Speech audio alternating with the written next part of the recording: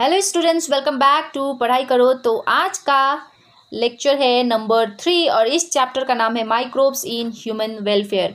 I know कि ये video बहुत ही दिनों के बाद आ रही है क्योंकि मेरे मास्टर्स के एग्ज़ाम चल रहे थे जिसकी वजह से मैं बना नहीं पा रही थी। तो अब ख़त्म हो गया है और अब से वीडियो कंटिन्यू आएगा, ठीक है ना।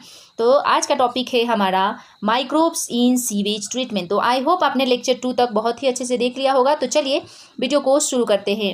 तो सबसे पहले आता है कि आखिर सीवेज ट्रीटमेंट में कौन कौन से माइक्रोब्स यूज होते हैं और वो कैसे होता है। सो वेस्ट वाटर में लुक यूजलेस। जो हम लोगों ने वेस्ट वाटर देखा हुआ होता है वो हम लोग को लगता है कि वो कोई काम का नहीं है, right. But microbes can clean it and make it safe. लेकिन माइक्रोब्स के द्वारा मदद से उस यूजलेस वाटर को, उस गंदे पानी को हम साफ करके और क्लीन करके और सेफ बना सकते हैं, ठीक है ना। सो क्वेश्चन आता है कि व्हाट इज सीवेज। सो आप सभी को पता है ये बात, फिर भी हम बताएंगे, डेफिनेशन तो बताना ही पड़ेगा, right. So sewage is a waste water release from homes, industries and hospital. जो वेस्ट वाटर हमारे घर से, इंडस्ट्रियों से और हॉस्पिटल से रिलीज होते हैं वेस्ट वाटर, उसी को क्या बोलते हैं हम, सीवेज। और इस सीवेज में क्या क्या होते हैं, organic waste, human excreta, okay, और साथ ही साथ माइक्रो ऑर्गेनिज्म एंड क्योंकि इंडस्ट्री से भी आ रहे हैं तो उधर क्या होंगे, केमिकल्स। अनट्रीटेड सीवेज कैन, अब देखो अगर वो पानी को हम बिना ट्रीट करे ऐसे ही छोड़ दे तो क्या करेगा, वो जाके नदी में मिलेगा, ओशंस में मिलेगा, तालाब में मिलेगा, पॉन्ड में मिलके वो लोग क्या करेंगे, वाटर को गंदा करेंगे, पोल्यूट करेंगे। साथ ही साथ बहुत सारे डिजीज़ को फैलाएंगे और जो कि बहुत ही डेंजरस होता है ह्यूमन बीइंग के लिए। और अगर वो वाटर में मिल रहे हैं तो वाटर को पोल्यूट करेंगे जो कि एक्वेटिक लाइफ के लिए भी बहुत ही डेंजरस होती है। सो नेक्स्ट आता है कि आखिर हम सीवेज ट्रीटमेंट कैसे करते हैं, क्या होता है और क्या है processes. So what is sewage treatment. Sewage treatment is the process of removing contaminants from wastewater using physical, chemical and biological method। तो देखो सीवेज ट्रीटमेंट क्या है कि गंदे पानी को हम ट्रीट करके उसको क्लीन करेंगे और सेफ बनाएंगे, राइट। सो ये एक प्रोसेस है जहाँ पे कंटामिनेंट्स मतलब जो उसमें मिल के उसको यूजलेस बनाते हैं, राइट। सो उन सब को वेस्ट वाटर में से निकालना होता है बाय द प्रोसेस ऑफ खुद से फिजिकली, केमिकल यूज करके और साथ ही साथ microbes that is biological method से भी कर सकते हैं। ओके, सो मेन एम क्या होता है सीवेज ट्रीटमेंट का, make water safe for disposal and साथ ही साथ पोल्यूशन को क्या करना है, रिड्यूस करना है। इसका मेन टारगेट होता है सीवेज ट्रीटमेंट का। सो नेक्स्ट आता है हमारा कि आखिर माइक्रोब्स का क्या रोल होता है in sewage treatment. So microbes play a major role in biological treatment of sewage. देखो माइक्रोब्स बहुत ही इंपॉर्टेंट रोल प्ले करते हैं बायोलॉजिकल ट्रीटमेंट में। और वो लोग क्या करते हैं, यही तो क्वेश्चन में आता है ना, what microbes does in sewage treatment, right. So यहाँ पे क्या होगा, they break down organic matter. जो ऑर्गेनिक मैटर होते हैं उसको तोड़ते हैं, साथ ही साथ पोल्यूशन को रिड्यूस करते हैं और वाटर, वेस्ट वाटर को क्या बनाते हैं, clean waste water, right. So sewage treatment का प्रोसेस देखेंगे अब हम। So there are 2 main stages. देखो सबसे पहले आता है primary treatment and secondary treatment number 2 पे, ठीक है ना। तो अब इसके बारे में भी डिटेल में पढ़ना ही पड़ेगा क्योंकि एग्जाम पॉइंट ऑफ व्यू से बहुत ही इंपॉर्टेंट टॉपिक है ये, राइट। सो प्राइमरी ट्रीटमेंट क्या होता है, primary treatment is a physical process. यहाँ पे फिजिकल प्रोसेस जब इन्वॉल्व होता है first time, that is primary treatment. इसमें क्या होता है, स्टेप इन्वॉल्व क्या क्या होता है, देखो फिल्ट्रेशन होता है। फिल्ट्रेशन यानी कि जैसे कि हम किसी चीज़ को छान रहे हैं, लाइक आटा को हम छानते हैं उसमें से चोकर निकालने के लिए, that is also a filtration. So filtration is a process जहाँ पे किसी भी चीज़ में से लार्ज पार्टिकल्स को रिमूव करना होता है, राइट। सो यहाँ पे रिमूव लार्ज पार्टिकल्स। सो वेस्ट वाटर में से फिल्ट्रेशन करके लार्ज पार्टिकल्स को निकाल दिया जाता है। फिर किया जाता है सेडिमेंटेशन। ये फिल्टर्ड वाटर को थोड़ी देर के लिए छोड़ दिया जाता है और जहाँ पे क्या होता है, यहाँ पे जो हैवी पार्टिकल्स बच जाते हैं आफ्टर फिल्ट्रेशन वो नीचे क्या होंगे, बॉटम में सेटल डाउन हो जाएंगे।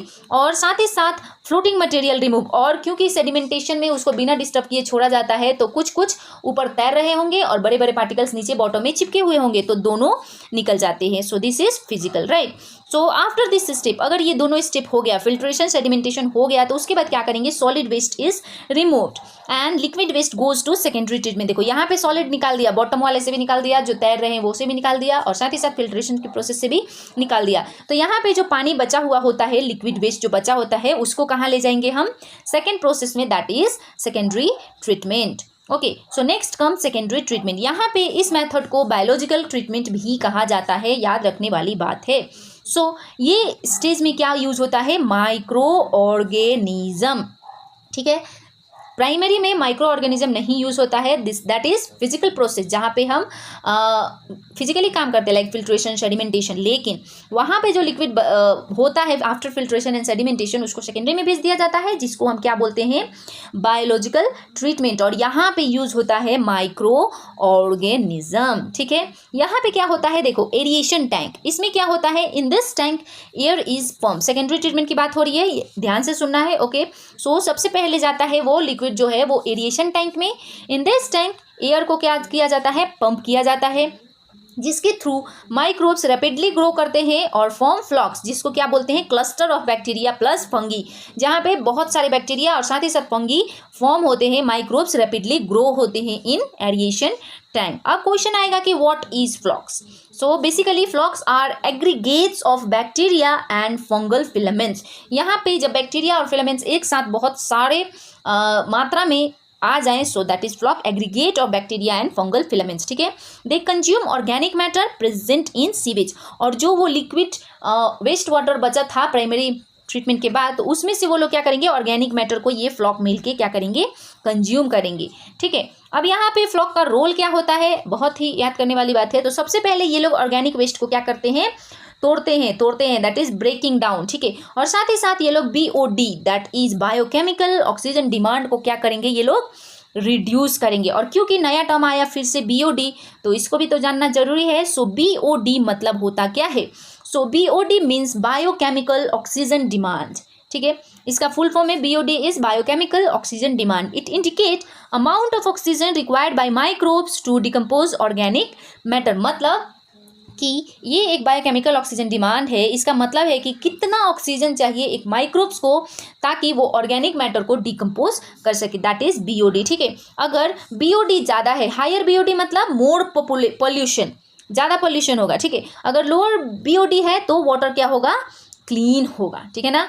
एक्टिवेटेड स्लज, उसके बाद उसको कहाँ पे ट्रांसफर करेंगे, एक्टिवेटेड स्लज में। After treatment floc settle down, यहाँ पे फ्लॉक सेटल डाउन हो जाते हैं from activated sludge, form activated sludge, sorry form यहाँ पे बनाते हैं। Some sludge is reduced, rest goes to digester. ये सब प्रोसेस है, आपको याद कर लेनी है। उसके बाद एनएरोबिक डाइजेशन होता है। एनएरोबिक डाइजेशन मतलब आपको पता होना चाहिए कि ये in the absence of oxygen एक प्रोसेस है, right. So in sludge digester यहाँ पे क्या होता है, anaerobic bacteria break down sludge और प्रोड्यूस बायोगैस। यहाँ पे एनारोबिक बैक्टीरिया, क्योंकि ये एनारोबिक डाइजेशन है, तो यहाँ पे एनारोबिक बैक्टीरिया जो कि इन द एब्सेंस ऑफ ऑक्सीजन भी अपना रेस्पिरेशन कर सके, तो यहाँ पे ये ब्रेक डाउन करता है स्लज को, और साथ ही साथ क्या करता है, बायोगैस को प्रोड्यूस करता है।